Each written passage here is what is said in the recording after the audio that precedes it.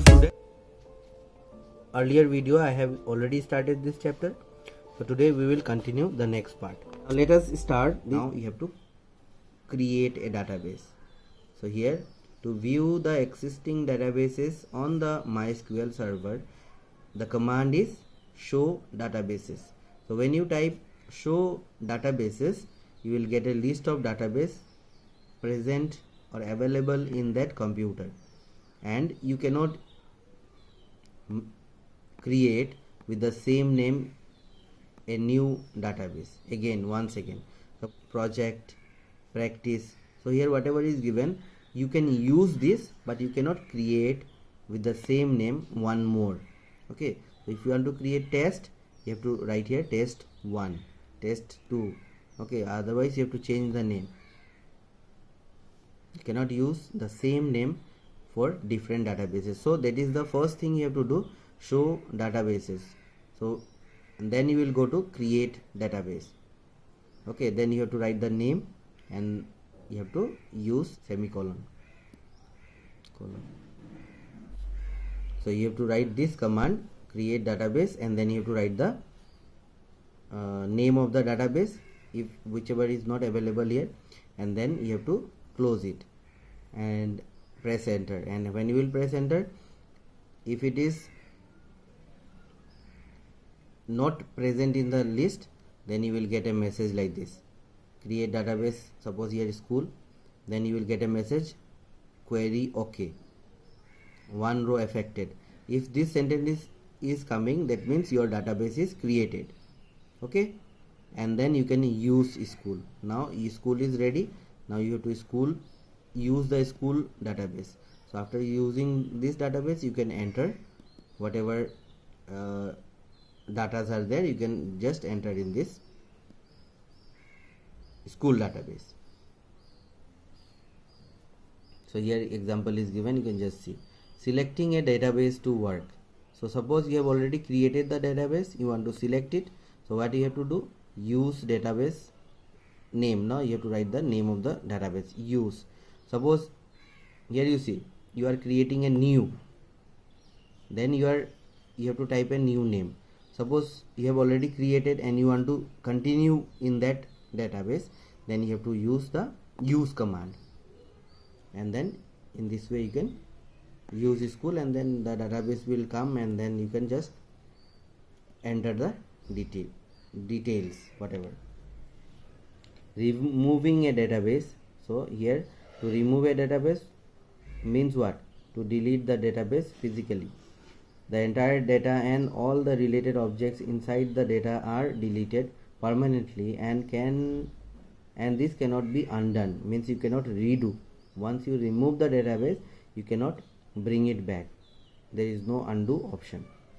To delete the database, the syntax is, so you have to use this syntax. When you use this syntax, you are able to remove the database. Suppose you want to delete everything, your database became wrong, so you have to just write drop database, and you have to write the name, close the this sentence, and then press enter. So here is the code given. So you can write in this way, and you can delete your database. MySQL data types. Now as you know, a table in a database consists of many fields with specific data type, such as numeric, string, or date. The data type in MySQL can be determined in the following characteristics. So when you write a data, it may be in a data type, it may be numeric, it may be in string, or in date. So number of bytes it takes for storage, the kind of value it represents. So these things are discussed in this table, data type in MySQL. So these are the data types. You can just go through what is the use, and everything is given. Example is given, description is given, and what is the data type, everything is given. So you can just go through this. It is in your page number 205.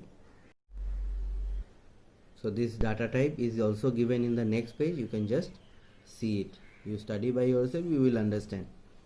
Okay, so these are the things. Next is MySQL tables. Now when you will create a database, table is a very important part of that database. Now as you have already studied in Access 2010, a table consists of rows and columns. A column denotes a field or attribute, and a row contains the data for each unit record tuples of the field. The number of row denotes the cardinality of the table. The number of columns denotes the degree of the table.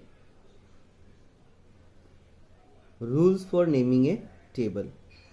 Now what are the rules? When you create a table in MySQL, these are the rules you need to follow, and you have to be specific about while creating a table in SQL. Okay, so these rules you just read by yourself. Now creating a table. In order to create a table, the create table command is used. So first thing is that you have to use this create table command, and as you can see here, create table, and then you have to write the table name. Okay, and then your table will be created. Now here I have written cardinality means what? The number of elements in a set or other grouping. So that is the meaning of cardinality. Now see here, the syntax to create a table is what? Create table, and then you have to write the table name, and in the next page it continues. So you have to write, mention the column name, data type, size, primary key. These things you need to mention, and at the end you have to close this. Okay, and then when you close this, your table is ready.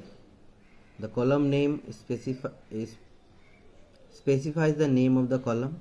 Each column name has a data type and a size, like here varchar 20. So here primary key or not. So the not null or null indicates that the column accepts null value or not. Now null means 0. So if you keep the value null, here not null means you cannot keep it empty. Value you have to input, and here not null or null given. So you can either if you want to write, you write. If you don't want, no need to write. Okay, so whatever point you are giving, so if you want to write, you write, otherwise don't write. So here is the example, here is the proper example. If you write these things, you will be able to create a table. So here, as you can see here, it is shown in your practical also. This is the end of the video, and the rest part I will be discussing in my next video. Thank you so much for listening. Have a wonderful day.